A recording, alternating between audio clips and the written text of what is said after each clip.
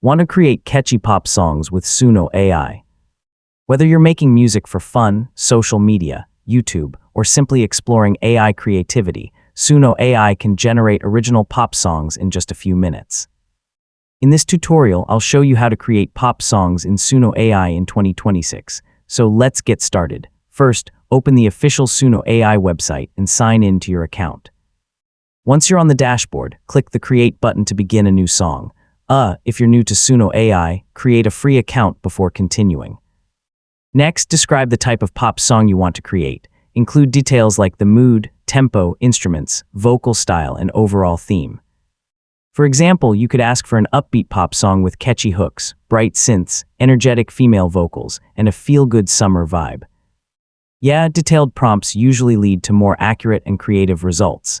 If you'd like your song to include specific words, enable the custom lyrics option and type or paste your own lyrics. Otherwise, let Suno AI generate lyrics automatically.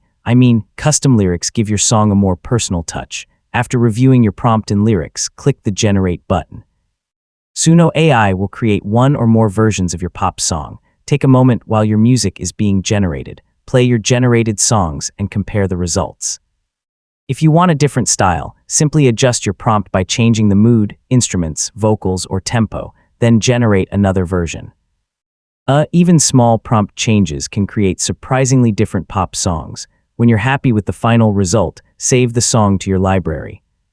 Depending on your subscription plan, you may also be able to share or download your music. So, you've successfully created a pop song with Suno AI, and that's how to create pop songs in Suno AI.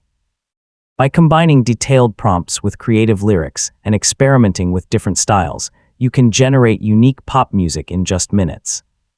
Don't hesitate to try different moods, vocal styles, and themes until you find the perfect sound. Thanks for watching, and I'll see you in the next tutorial.